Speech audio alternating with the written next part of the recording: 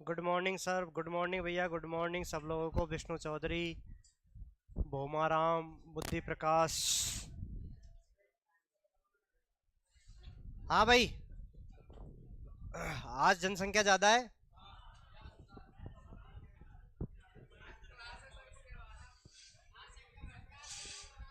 तभी बहुत सारे फर्जी पर्यावरण पढ़ने वाले भी हैं।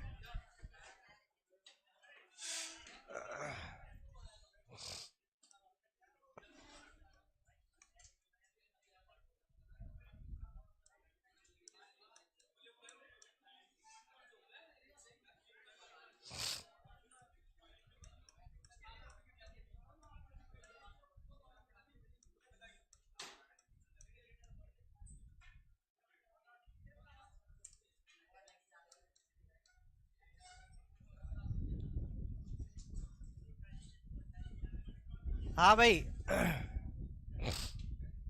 अरे विकास, क्या दिक्कत आई?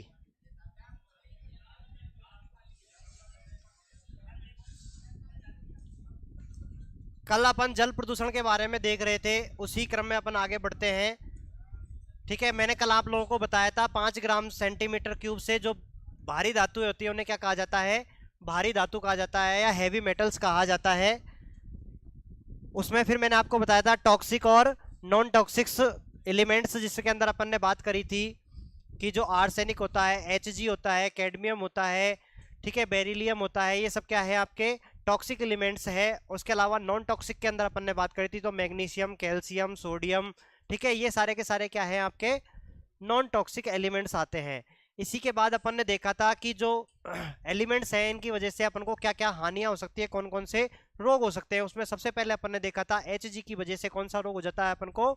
मिनीमाटा रोग हो जाता है, जो कि जापान में 1956 के अंदर देखा गया था सबसे पहले, जिसमें आदमी उन्मादी हो जाता है, जैसे दारू पी करके होता है उस टाइप से। ठीक है, उसके बाद दूसरे नंबर पे अपन ने देखा था कौन सा? कैडमियम। कैडमियम से कौन सा रोग होता है? Itai itai. इटाई इटाई में क्या होता है? जो आदमी के हड्डियां होती है उनके अंदर क्या हो जाता है? प्रॉब्लम हो जाती है, दर्द होना स्टार्ट हो जाता है। ऑस्टियोमेलिसिस नाम का एक रोग भी देखने को मिलता है। और जो आपकी किडनीज होती है उनकी जो बाहर की जो नलिकाएं होती है वो थोड़ी सी अवरुद्ध हो जाती है, किसमें? इटाई इटाई रोग के अंदर। उसके बाद अपन ने देखा था कौन सा? नाइट्रेट। नाइट्रेट से ब्लू बेबी सिंड्रोम रोग हो जाता है, जिसके अंदर बच्चों पे ऊपर ज्यादा इफेक्ट पड़ता है। 45 mg/लीटर से ज्यादा मात्रा नहीं होनी चाहिए। ठीक है, उसके बाद आर्सेनिक। आर्सेनिक से कौन सा रोग हो जाता है? ब्लैक फुट डिजीज, जिसके अंदर घुटनों से नीचे आदमी का क्या होता है? खून जाना बंद हो जाता है। इस वजह से कौन सा रोग होता है? ब्लैक फुट डिजीज हो जाता है। उसके बाद फ्लोराइड। फ्लोराइड का मैंने आपको बताया था 1 से 1.5 mg। ठीक है, कम भी ज्यादा हानिकारक है, ज्यादा भी ज्यादा हानिकारक है। कम की वजह से दंत क्षय हो जाता है, ज्यादा की वजह से फ्लोरोसिस रोग हो जाता है। और ज्यादा अगर मात्रा में हो जाएगी तो हड्डियां भी कमजोर होना स्टार्ट हो जाती है बहुत ज्यादा मात्रा के अंदर। ठीक है ना? नेक्स्ट, सीसा प्लेम्बियम रोग हो जा प्लेम्बिज्म रोग हो जाता है, तंत्रिका तंत्र से रिलेटेड रोग है। ठीक है, और कॉपर की वजह से विल्सन रोग हो जाता है। और आयरन की वजह से फिर वापस दो है, कमी और ज्यादा। कमी की वजह से तो कौन सा रोग हो जाता है? एनीमिया या अल्प रक्तता भी बोलते हैं। ठीक है, खून की कमी भी बोला जाता है। और ज्यादा की वजह से लोहोमयता सीडेरोसिस रोग हो जाता है। ठीक है, इसके बाद अपन ने क्या देखा था? गुलित ऑक्सीजन के बारे में अपन बात कर रहे थे। गुलित ऑक्सीजन में मैंने बताया था जो आपके जलीय जीव जंतु वगैरह होते हैं, पेड़ पौधे जो होते हैं, उनके श्वसन श्वसन क्रिया करने के लिए वो जो ऑक्सीजन का इस्तेमाल करते हैं, वो कौन सी ऑक्सीजन का इस्तेमाल करते हैं? जो जल के अंदर घुली रहती है, डिजोल्व मात्रा के अंदर, डिजोल्व रूप में पाई जाती है या घुलित रूप में पाई जाती है। ठीक है, यानी कि डिजोल्व ऑक्सीजन जो होती है, अपन देखते हैं H2O, जल का फॉर्मूला क्या होता है? H2O। तो इसके अंदर कहीं ना कहीं पे O तो ऑलरेडी है ही, वैसे भी तो घुलित मात्रा में भी अपन को ऑक्सीजन देखने को मिलती है। ये ऑक्सीजन दो रूप से अपन को मिलती है, एक तो प्रकाश संश्लेषण की वजह से पानी के अंदर घुलती है, और दूसरा वायु के साथ में विसरण की क्रिया होने की वजह से, यानी कि वायु के संपर्क में आने की वजह से इसके अंदर वातावरण की जो ऑक्सीजन होती है वो अंदर घुल जाती है। ठीक है, दो प्रकार तरीके बताए थे मैंने आपको। बताया था नीचे इसमें जो पेड़ पादप होते हैं, जो जलीय पादप होते हैं, उनको भी भोजन की आवश्यकता होती है। भोजन कैसे करेंगे? प्रकाश संश्लेषण अभिक्रिया से। प्रकाश संश्लेषण अभिक्रिया में क्या होता है? ऑक्सीजन का निर्माण होता है। तो जल में ऑक्सीजन घुल जाएगी कि नहीं घुलेगी? घुल जाएगी।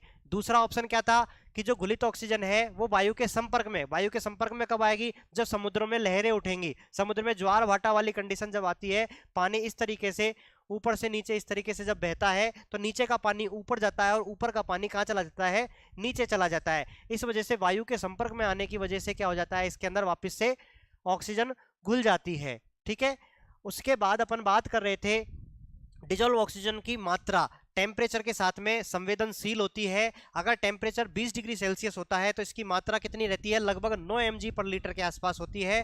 और यदि ये टेम्परेचर अपन ने घटा करके 0 डिग्री सेल्सियस कर दिया है तो ये कितनी पहुंच जाती है, लगभग 14.6 mg पर लीटर के आसपास पहुंच जाती है। इसी क्रम में मैंने और बताया था कि जो घुलित ऑक्सीजन जो शुद्ध पानी के अंदर होनी चाहिए अवेलेबल, वो लगभग 9.2 mg पर लीटर होनी चाहिए। यदि 8 mg पर लीटर से कम है तो उसे प्रदूषित श्रेणी के अंदर अपन रखते हैं, और यदि 4 ppm से कम हो जाता है तो उसमें तो जो जलीय जो जीव जंतु होते हैं वो भी सरवाइव नहीं कर पाते हैं।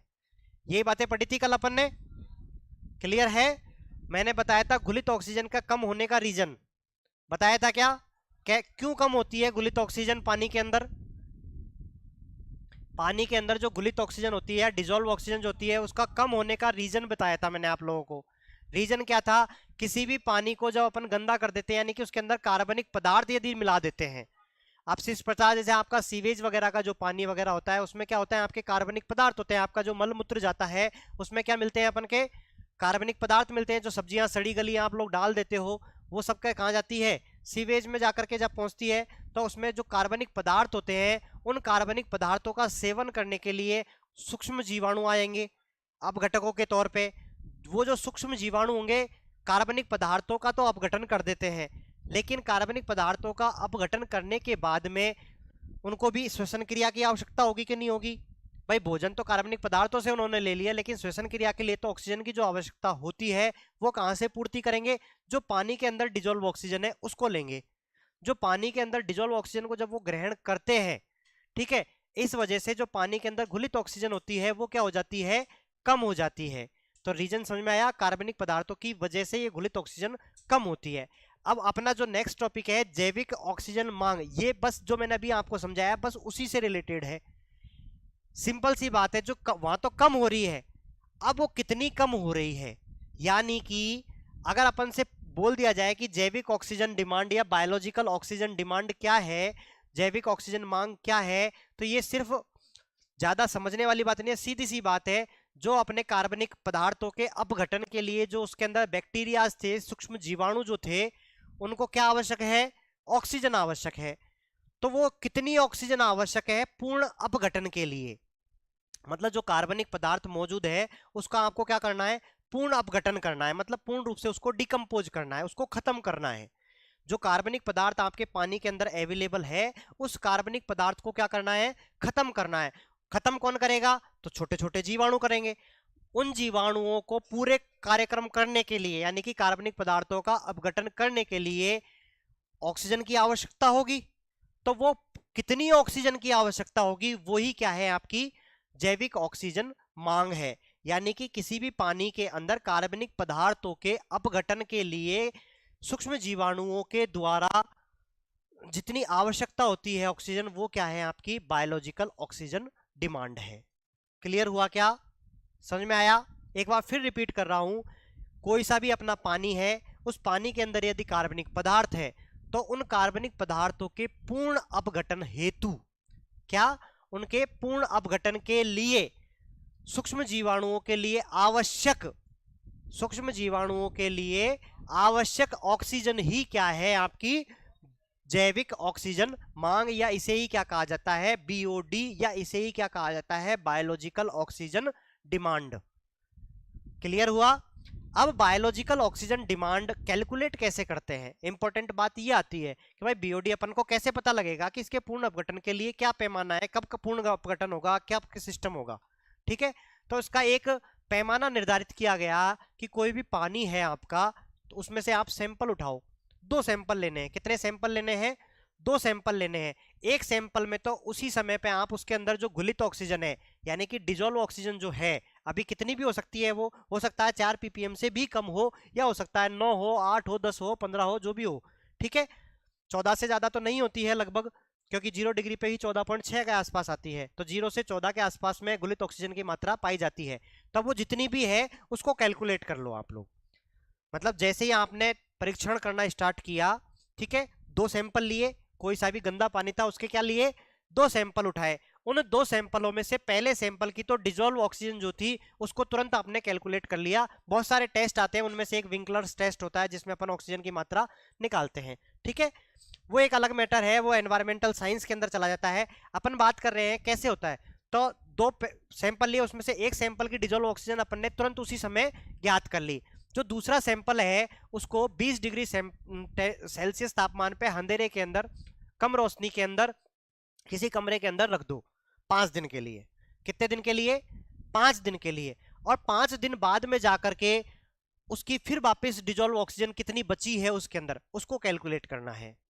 क्या करना है, एक की तो अपन ने शुरुआत में जैसे ही अपन ने सैंपल कलेक्ट किया उसी समय पे अपन ने उसकी नाप ली कि इसमें डिजोल्व ऑक्सीजन कितनी मिल रही है। दूसरे की कब करनी है, 5 दिन बाद। शर्त क्या है, 20 डिग्री सेल्सियस और बंद कमरे में कम तापमान के अंदर, मतलब अंधेरे के अंदर रखना है अपन को उसको, ठीक है। जब अपन उसको अंधेरे के अंदर रखेंगे 5 दिनों के लिए, तो उसके अंदर जो बैक्टीरियाज होंगे वो क्या करते रहेंगे, अपघटन करते रहेंगे कार्बनिक पदार्थों का। अब वो जो अपघटन कर रहे हैं तो उसमें से ऑक्सीजन लेंगे। ऑक्सीजन कहां से लेंगे, बंद सैंपल है अपना, सैंपल तो पानी के अंदर जो ऑक्सीजन घुली हुई है उसी में से लेंगे। तो उन्होंने जितनी यूज कर ली, उसके बाद जो बची उसको फिर से अपन को नापना है 5 दिन के बाद में। और इन दोनों का जो डिफरेंस आएगा, इन दोनों का जो डिफरेंस आएगा वही आपकी क्या है, जैविक ऑक्सीजन मांग है। समझ में आया सब लोगों को, आ गया क्या। फिर से एक बार देख लो, कोई भी पानी का जो है, इसमें से अपन ने 2 सैंपल उठा लिए, सैंपल नंबर 1, सैंपल नंबर 2। इसको तो इंस्टेंटेनियसली मतलब उसी समय पर अपन ने चेक कर लिया, इसके अंदर डिजोल्व ऑक्सीजन निकाल ली, ठीक है, कुछ भी आ सकती है। दूसरे की कब निकाली है, 5 दिन बाद निकालेंगे। कब, कितने डिग्री टेम्परेचर पे, 20 डिग्री टेम्परेचर पे, और अंधेरे कमरे के अंदर, ठीक है, अंधेरे कमरे के अंदर। और फिर यहाँ पे डिजोल्व ऑक्सीजन निकालेंगे। तो ये तो डिजोल्व ऑक्सीजन 1 हो गया, ये डिजोल्व ऑक्सीजन 2 हो गया। इन दोनों का जो अंतर रहेगा वही आपका क्या है, जैविक ऑक्सीजन मांग है। क्लियर है सभी लोगों को, ठीक है। अब मैं इसकी डेफिनेशन आप लोगों को लिखवा देता हूं।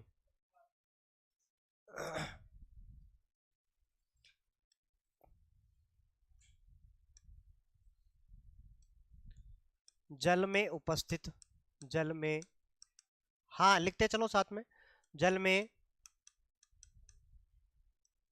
उपस्थित कार्बनिक पदार्थों, कार्बनिक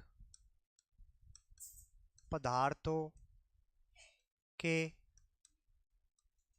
अपघटन हेतु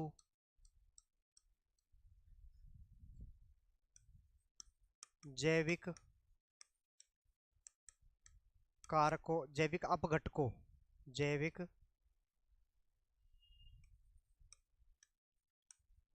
अपघटकों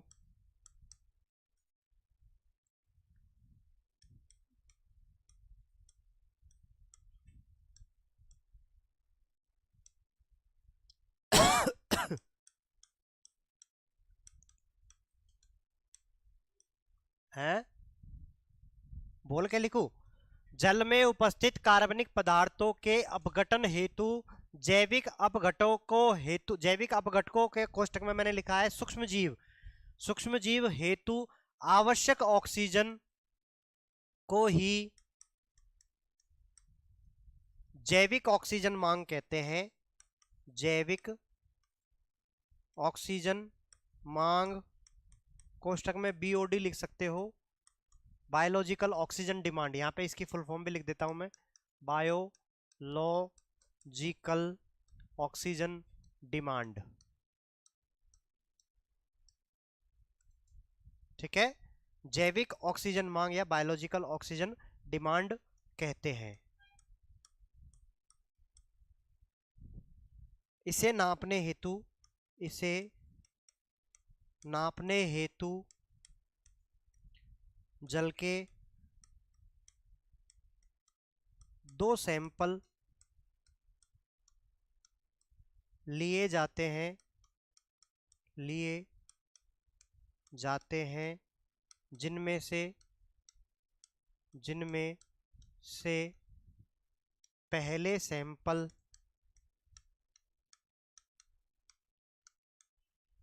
में घुलित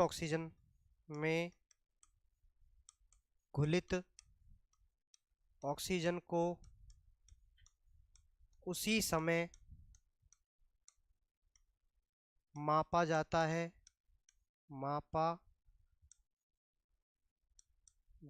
है तथा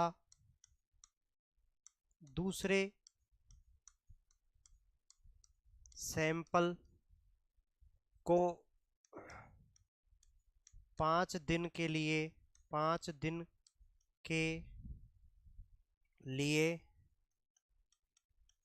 20 डिग्री सेल्सियस तापमान पर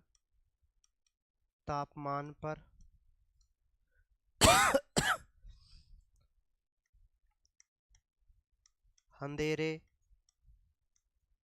कमरे में रखा जाता है। तत्पश्चात उसकी घुलित ऑक्सीजन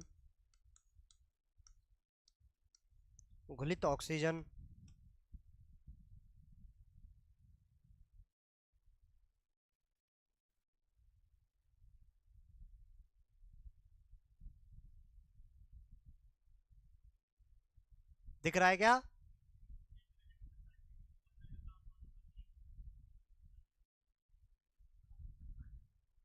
क्या कह रहे हो बेटा? अपन को टेम्परेचर मेंटेन करना है ना भैया, अपन प्रैक्टिकल कर रहे हैं। प्रैक्टिकल में तो कोई सी भी सिचुएशन ले सकते हैं। ये तो मैंने 20 लिखा है, हो सकता है 10 की जरूरत हो तो 10 में भी रख लेंगे। एसी चला दिया, 20 डिग्री टेम्परेचर कर दिया, रख दिया, ठीक है। जो कंडीशंस होती है वो ये रखते हैं, ठीक है। रखा जाता है। तत्पश्चात उसकी घुलित ऑक्सीजन मापी जाती है। इन दोनों घुलित ऑक्सीजनों का अंतर ही बीओडी होता है, ठीक है।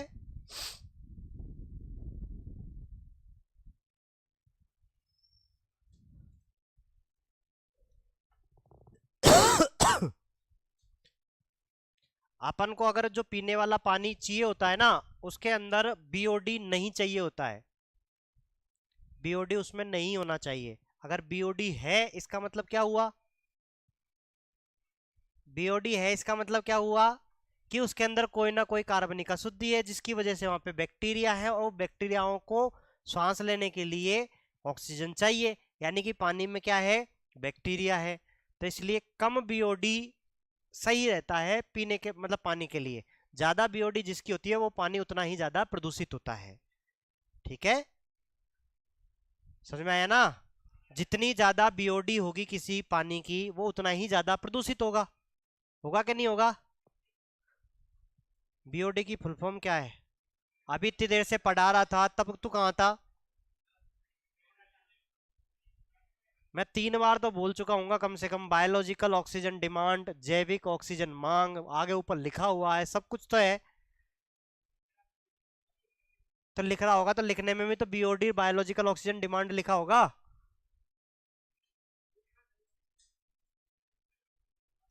तो लास्ट में जागता है सारी चीज पढ़ाने के बाद में कि सर ये क्या? गलत बात। हर चीज में टॉइंट बाजी नहीं, मैं बात कर रहा हूं ना।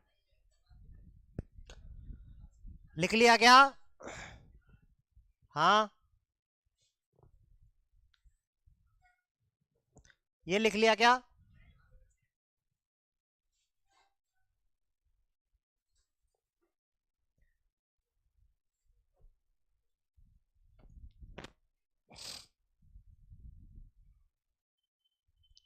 आगे लिखो। कम बीओडी अर्थात पानी स्वच्छ है, अधिक बीओडी यानी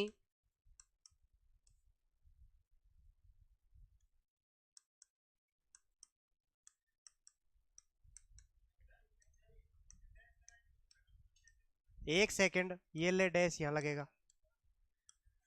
कम बीओडी अर्थात पानी स्वच्छ, अधिक बीओडी अर्थात पानी प्रदूषित।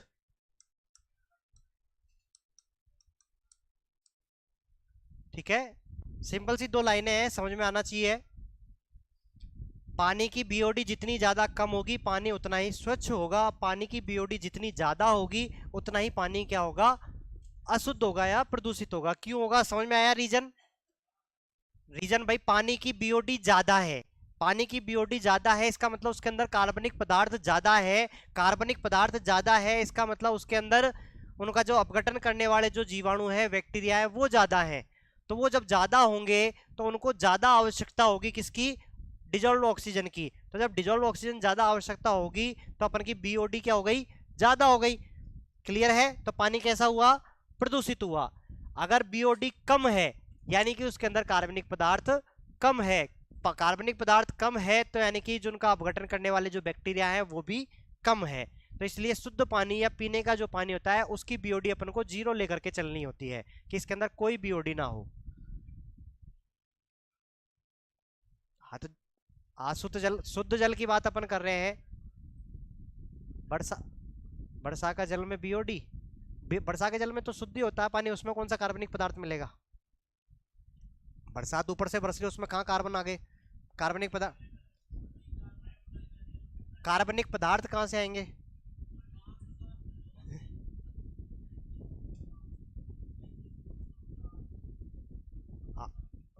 अकार्बनिक पदार्थ होते हैं उनमें सीओडी की आवश्यकता होती है, बीओडी नहीं होता है। अभी अपन देखेंगे सीओडी, केमिकल ऑक्सीजन डिमांड, उसके अंदर होगा जो अकार्बनिक पदार्थों का अपघटन हेतु जो रासायनिक क्रिया की वजह से जो आवश्यकता होती है वो आती है CO2।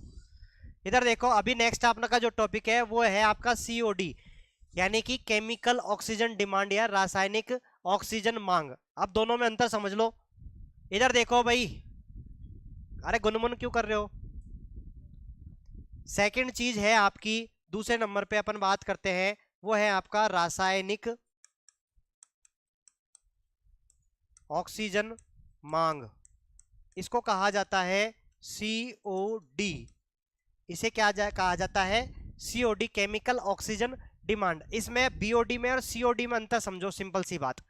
देखो, बीओडी के अंदर जो ऑक्सीजन खर्च हो रही है, पानी के अंदर से जो डिजोल्व ऑक्सीजन थी वो खर्च हो रही थी, तो उसका रीजन क्या था, उसके अंदर पाए जाने वाले सूक्ष्म बैक्टीरिया थे।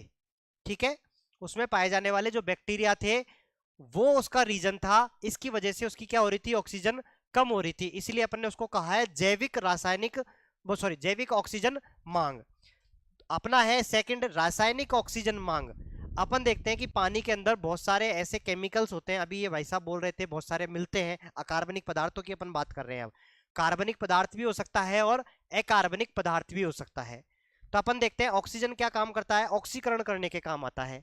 आता है क्या, यदि केमिकली कोई क्रिया हो रही है, उनके अंदर केमिकली कोई रिएक्शन हो रही है और उसके अंदर ऑक्सीजन की आवश्यकता पड़ रही है, ठीक है, यदि किसी कार्बनिक या अकार्बनिक पदार्थों के रासायनिक रूप से विघटित होने के लिए, कैसे, रासायनिक रूप से, एक होता है जैविक रूप से अपघटन, एक होता है रासायनिक रूप से अपघटन।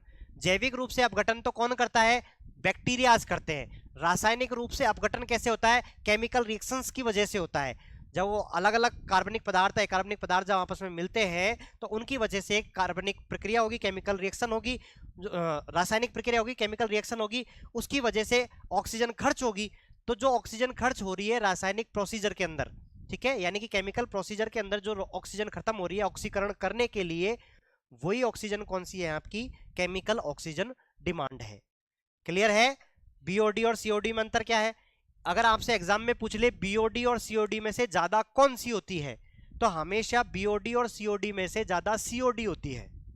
ठीक है, बीओडी और सीओडी में से ज्यादा कौन सी होती है, तो सीओडी ज्यादा होती है।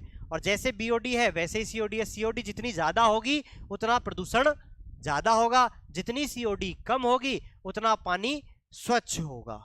क्लियर है? इसकी डेफिनेशन भी लिख लो साथ के साथ में।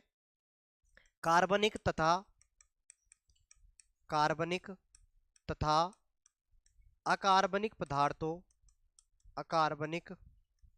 पदार्थों के रासायनिक अपघटन हेतु, कौन सा अपघटन है ये? रासायनिक अपघटन हेतु,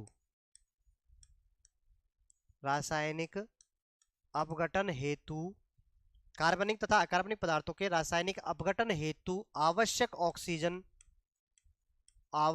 ऑक्सीजन को ही रासायनिक ऑक्सीजन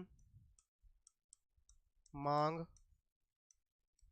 कहा जाता है। ठीक है, यह हमेशा बीओडी से ज्यादा होती है।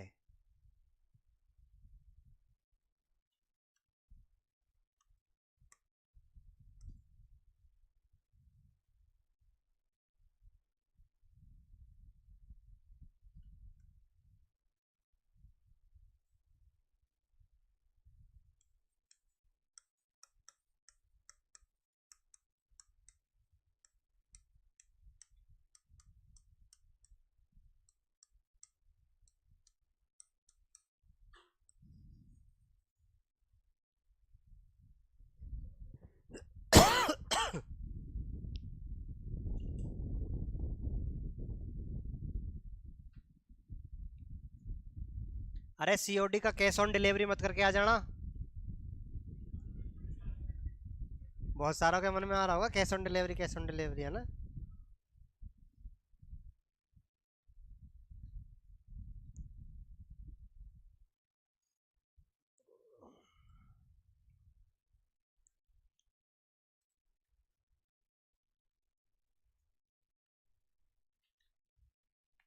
देखो जलीय प्रदूषण से और कौन कौन से रोग हो सकते हैं अगर सिंपल वे में अपन देखें तो हैजा, टाइफाइड, उल्टी, दस्त, इस प्रकार के रोग भी हो सकते हैं। ठीक है ना, जल प्रदूषण की वजह से। तो एग्जाम में इस तरीके से भी पूछा जा सकता है आपसे, जल प्रदूषण की वजह से कौन से रोग होते हैं। ठीक है ना, लिख लो, नोट डाल करके लिख लेना नीचे। ये तो खत्म हो गया आपका बीओडी, सीओडी, ओडी, तो डिजॉल्व ऑक्सीजन तो लिखो। प्रदूषित पानी पीने से, नोट डाल के लिख लो चौन्नी को। प्रदूषित पानी को पीने से क्या? हाँ लिख लो, नोट डाल के लिखो। प्रदूषित पानी को पीने से हैजा, टाइफाइड, अतिसार, हैजा, टाइफाइड, अतिसार, उल्टी, दस्त। अतिसार का मतलब उल्टी, दस्त। ठीक है,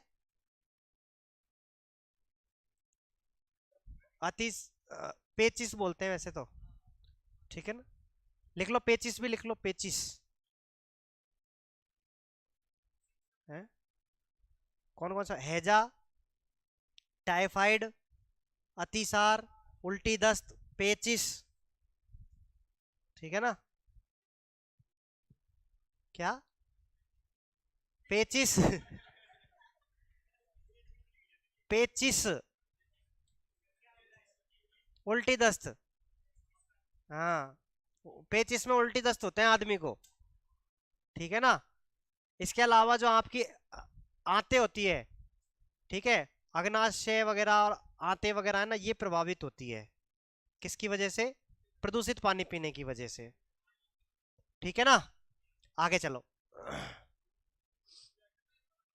हाँ नोट हो गया, बस इतनी सी बात है। ठीक है ना, अब देखो अगर आपसे पूछ ले पीने के पानी की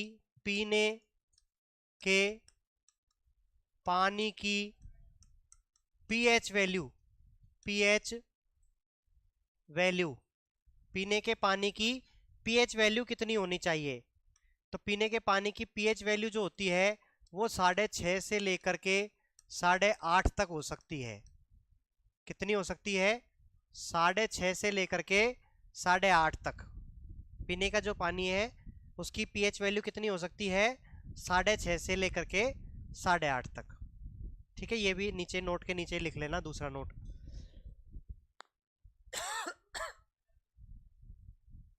किसकी मात्रा? सीओडी की मात्रा ज्यादा होगी तो प्रदूषित होगा ना बेटा। जैसा बीओडी चलेगा वैसा ही सीओडी चलेगा। ठीक है, मतलब केमिकल ऑक्सीजन डिमांड ज्यादा, इसका मतलब उसके अंदर कार्बनिक और अकार्बनिक अशुद्धियां ज्यादा। ठीक है, अशुद्धियां ज्यादा तो उनके अपघटन के लिए ऑक्सीजन की आवश्यकता ज्यादा। ऑक्सीजन की आवश्यकता ज्यादा, इसका मतलब केमिकल ऑक्सीजन ज्यादा, और केमिकल ऑक्सीजन ज्यादा इसका मतलब प्रदूषण।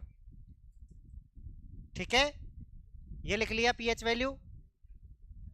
आगे चलते हैं, नेक्स्ट आता है आपका, ये मिटा दूं क्या इसको?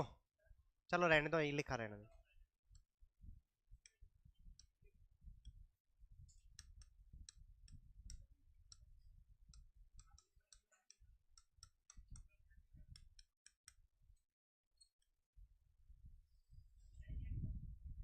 है, जैसे जल था, वायु था, अब ध्वनि आ गया। ठीक है,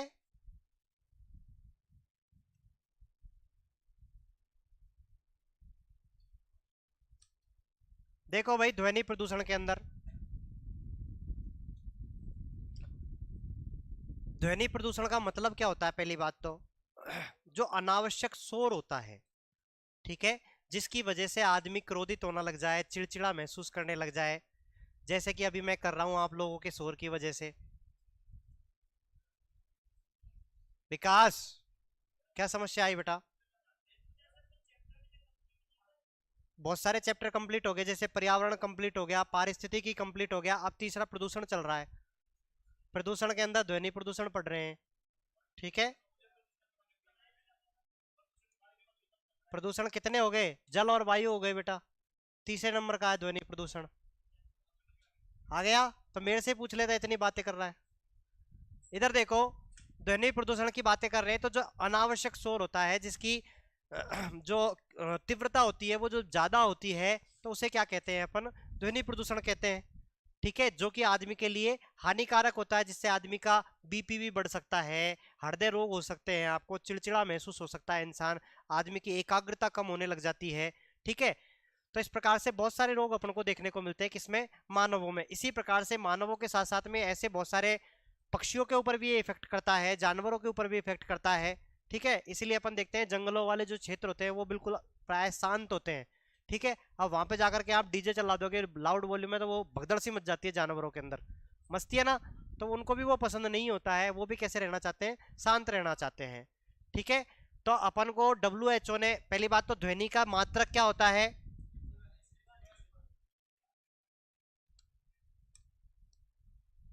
ध्वनि का मात्रक, इसकी डेफिनेशन लिखाने की जरूरत थोड़ी है ध्वनि प्रदूषण की। ठीक है ना, ध्वनि का मात्रक तो क्या होता है? डेसिबल होता है। ध्वनि का वायु में वेग कितना होता है?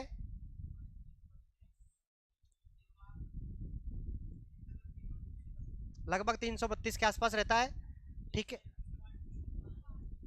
वो डिपेंड करता है, वो डिपेंड करता है वायु के अंदर आर्द्रता वगैरह सारी चीजों के ऊपर। ठीक है ना, क्योंकि ध्वनि जो होती है, ध्वनि की जो तरंगे होती है, वो माध्यम के ऊपर निर्भर करती है। किस पे निर्भर करती है? इधर सुनो, एक मिनट में देख लू कौन बात कर रहा है। हेलो, अपन बात कर रहे हैं ध्वनि की, तो मैंने कहा ध्वनि के संचरण के लिए, ध्वनि तरंगों के संचरण हेतु किसकी आवश्यकता होती है? माध्यम की आवश्यकता होती है। माध्यम कौन कौन से हो सकते हैं? ठोस, द्रव और गैस, तीनों हो सकते हैं। सबसे ज्यादा ध्वनि का वेग कौन से माध्यम में होता है? ठोस में होता है। सब जानते हो, फिजिक्स का टॉपिक है, जानते हो ना। सबसे ज्यादा ठोस में होता है, उसके बाद द्रव में, उसके बाद, और सबसे कम यानी कि नहीं के बराबर किस में होगा? निर्वात में। इसलिए अपन को निर्वात अगर कहीं होता तो आवाज सुनाई नहीं देगी। अगर कोई बोलेगा बोलता रहे, अपन को आवाज सुनाई नहीं देगी, नहीं देगी ना। इसलिए जो अंतरिक्ष के अंदर जो लोग जाते हैं, वो कानों के अंदर वो लगा करके रखते हैं, जिनसे आपस में संपर्क कर पाए। नहीं तो वो आपस में एक दूसरे से अपन जैसे बातें कर रहे हैं ना बैठ करके, वैसे वो नहीं कर सकते, कहे पंचायत कर ले, ठोक ले। ठीक है ना, ऐसे पंचायत नहीं ठोक सकते हैं वो, उनके लिए कुछ ना कुछ अंदर ईयरफोन वगैरह टाइप का उनका कोई सिस्टम रहता है, उसके जरिए ही वो लोग बात कर पाते हैं। यहाँ पे सिस्टम है ना, तुम लोगों को अच्छे से आवाज आने के लिए आप लोगों ने माइक का इस्तेमाल कर रखा है, ठीक है, कर रखा है ना। शादी ब्याहों में आप लोगों को अच्छे से तान आनी चाहिए बढ़िया ढंग से, इसलिए डीजे का इस्तेमाल करते हो, पूरी तो फैसिलिटी ले रखी है। कूलर गर्मियों के अंदर जब कूलर चलाते हो तो फोन जब देखते हो तो उसकी आवाज ढंग से सुनाई नहीं देती, इसलिए ईयरफोन ठोक करके सुन लेते हो, सुनते हो ना, तो वही वाली बात है। तो डेसिबल की अपन बात कर रहे हैं, इधर देखो, डेसिबल की बात कर रहे हैं, ध्वनि का मात्रक क्या है, डेसिबल है। तो डब्ल्यूएचओ ने क्या कर रखा है, गाइडलाइन जारी करी है। क्या गाइडलाइन जारी करी है डब्ल्यूएचओ ने, इधर देखो, डब्ल्यूएचओ विश्व स्वास्थ्य संगठन, ठीक है, इसके अनुसार 30 डेसिबल से लेकर के 30 डेसिबल से 60 डेसिबल, इधर देखो, 30 डेसिबल से लेकर के 60 डेसिबल तक का जो ध्वनि है वो मानव के अनुकूल है, ठीक है, मतलब मानव उसके लिए वो मतलब शोर वाली कंडीशन में नहीं आएगा, ध्वनि प्रदूषण वाली कंडीशन में नहीं आएगा, शांति से बातचीत कर रहे हैं अपन लोग, तो ये 30 से 60 डेसिबल वाली जो ध्वनि है वो डब्ल्यूएचओ ने बताया कि इतनी होनी चाहिए। इससे ज्यादा अगर ध्वनि होगी तो वो आप लोगों के लिए हानिकारक होती है, और इससे कम अगर होती है तो स्पष्ट आपको आवाज नहीं आ पाती है, कम सुनाई देता है, ठीक है। क्या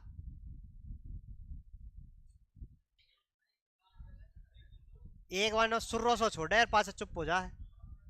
इधर देखो, 30 से 60 डेसिबल तक की बेस्ट ध्वनि बताया। अगर आपसे एग्जाम में और अगर डिटेल में पूछ ले, इस तरीके से ऑप्शन ना हो, सिर्फ एक ही लिमिट दे दे, तो सबसे बेस्ट जो बताया जाता है वो किसे बताया जाता है, 45 डेसिबल को सर्वश्रेष्ठ बताया गया है।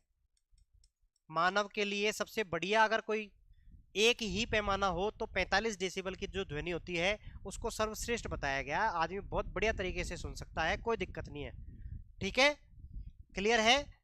अगर 80 डेसिबल से ऊपर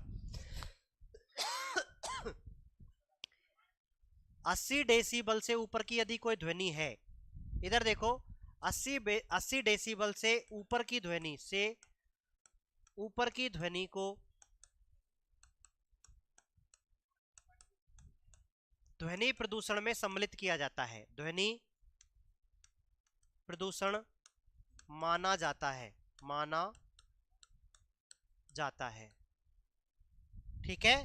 अगर 80 डेसिबल से ऊपर की आप लोग ध्वनि सुनते हो तो वो क्या है, आपका ध्वनि प्रदूषण है। और जो आप लोग डीजे वगैरह बजाते हो, इसकी जो ध्वनि होती है लगभग 80 से 90 ही वेरिएट करती है, नुकसानदायक होती है भैया। अगर ज्यादा देर सुनेगा तेरा माथा चकरा जाएगा, सिर दर्द होने लग जाएगा।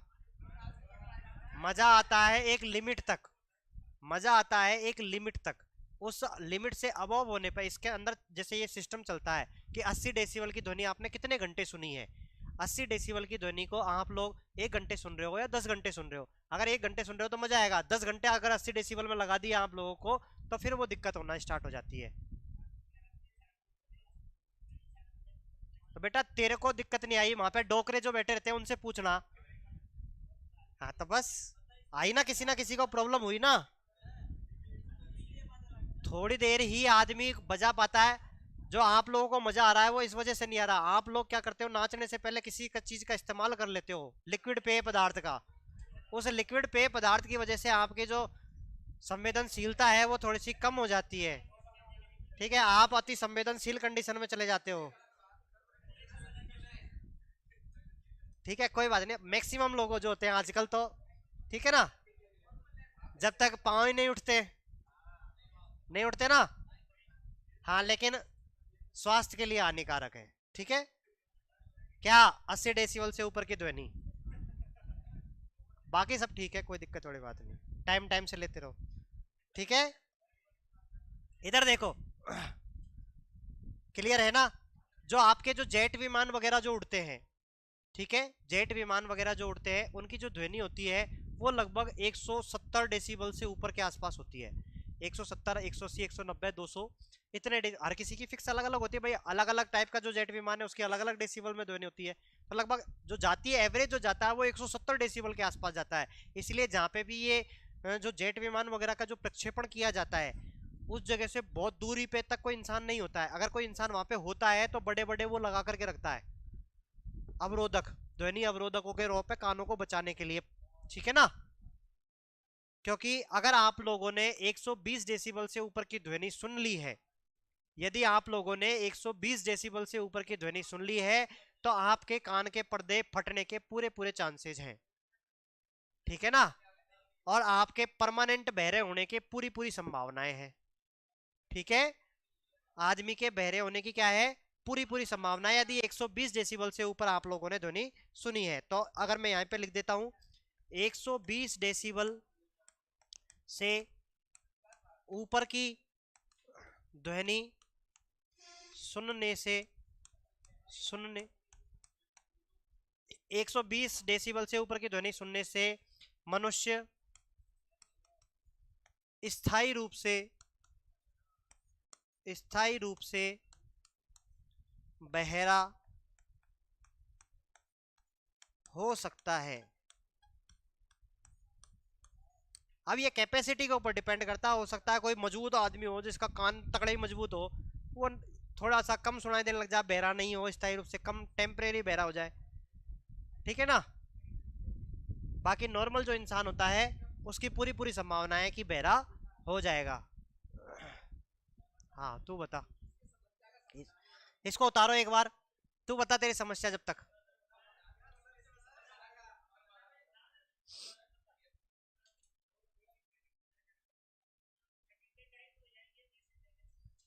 क्या बहरे हो जाएगा? तू तो अभी से बहरा है, मेरी तरह सुन ही नहीं रहा मेरी बातों को। सुन रहा है क्या? ठीक।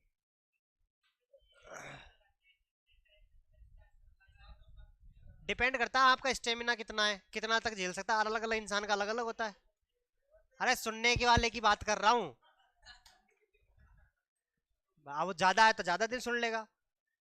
भाई मेरा जो कान का स्टेमिना था वो, मैंने बहुत सुनता था, मैं भी पहले ईयरफोन का इस्तेमाल करता था, तो मेरे कानों में दर्द होना स्टार्ट हो गया था और फिर मेरे को सुनाई देने में भी थोड़ी सी समस्याएं आने लगी है। ऐसे कान में ऐसे घंटी सी बजना स्टार्ट हो जाती थी, सुन टू टू ऐसा। तो उसके बाद फिर मैंने क्या किया, जो मेरे पास ईयरफोन था पहले तो उसको कैंची से काटा, और उसके काटने के बाद आज तक मैंने अपने घर के अंदर में ईयरफोन ही नहीं रखता हूँ।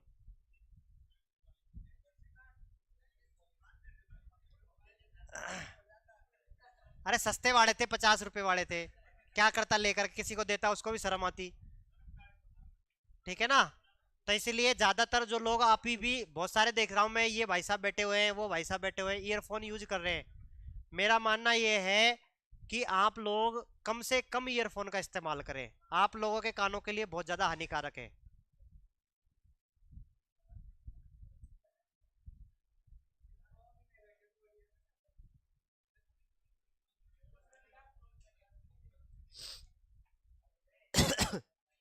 उतार लिया क्या ये? इसी में आगे नीचे भी लिख सकते हो, रॉकेट इंजन वाली जेट विमान की मैंने बता दिया 170 से ऊपर लिख लो। इसके नीचे मेरे से क्या देख रहे हो, जेट विमानों का जेट विमानों की ध्वनि 170 डेसिबल से ऊपर होती है। जेट विमानों की ध्वनि 170 डेसिबल से ऊपर होती है। कहीं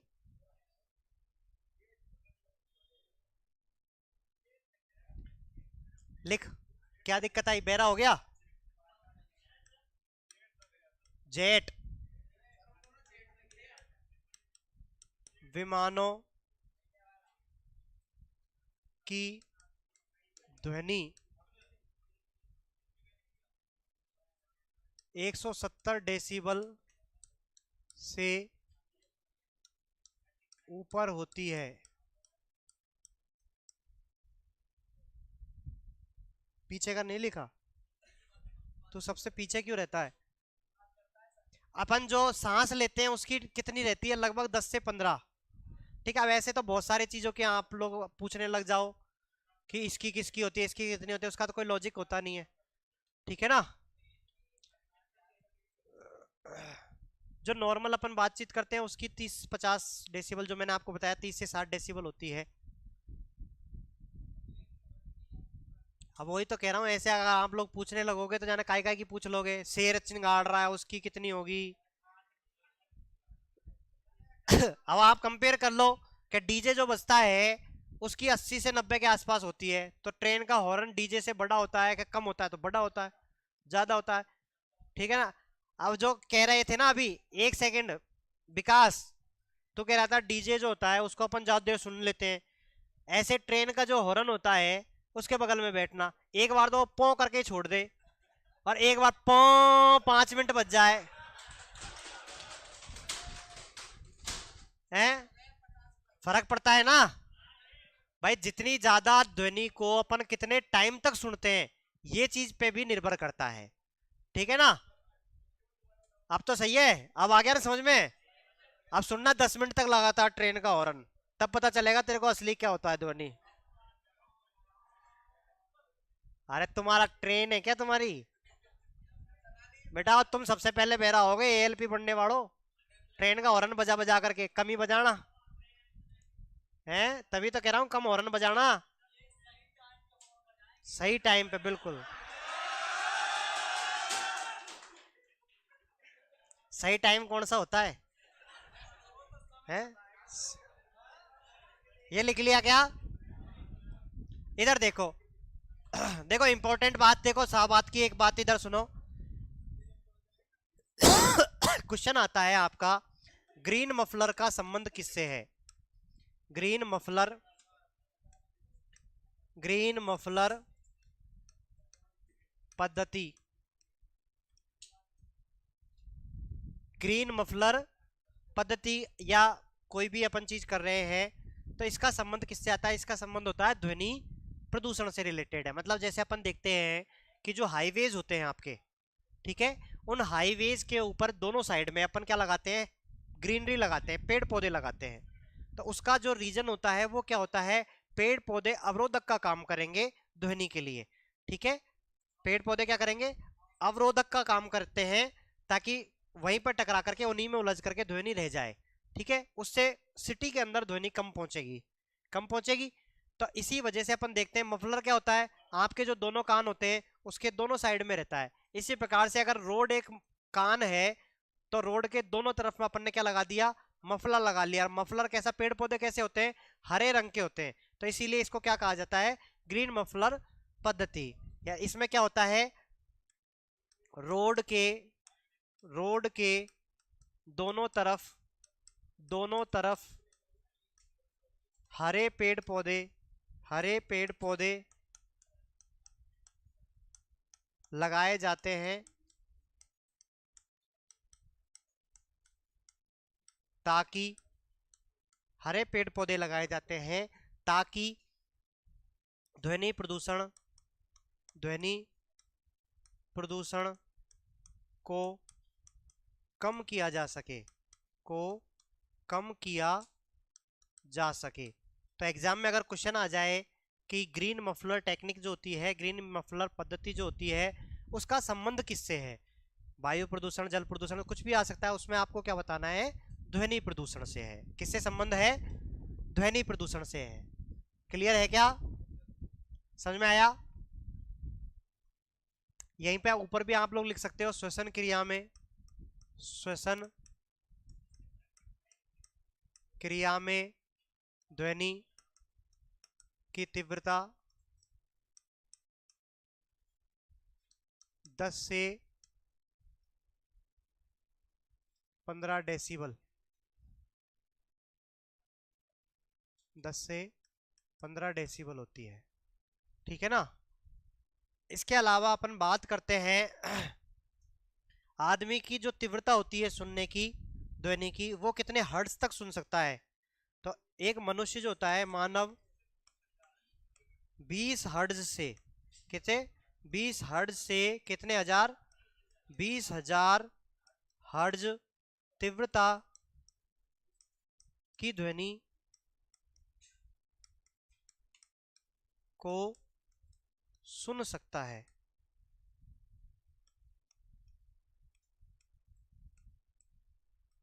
ठीक है ना। इसी में और आगे लोग आप लोग लिख सकते हो, ध्वनि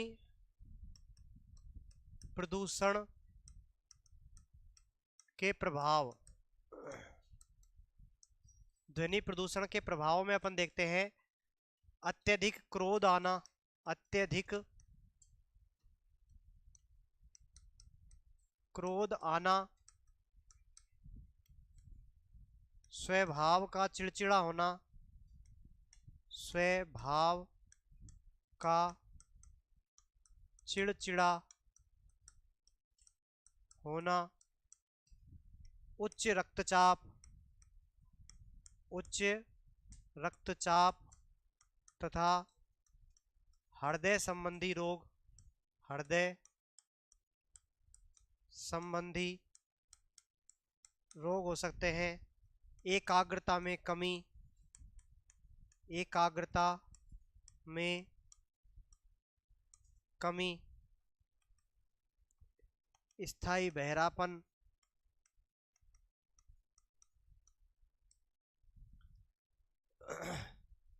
ठीक है, आंशिक बहरापन भी हो सकता है।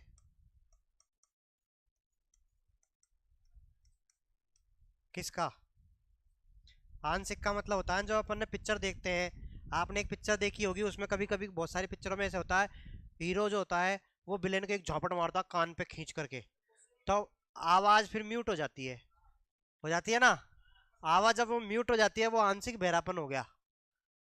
थोड़ी देर के लिए, कुछ समय के लिए आज भी वो कुछ सुनाई नहीं दे रहा है। वो मारा था ना सिंघम ने।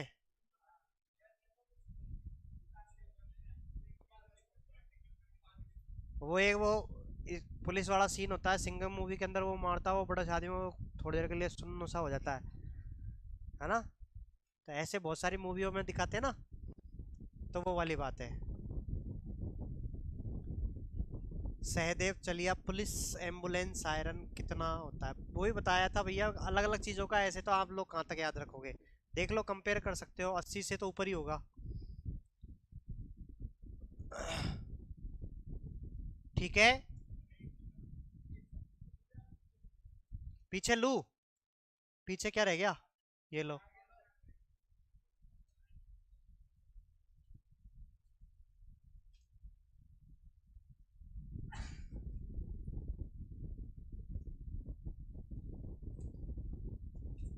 ठीक है,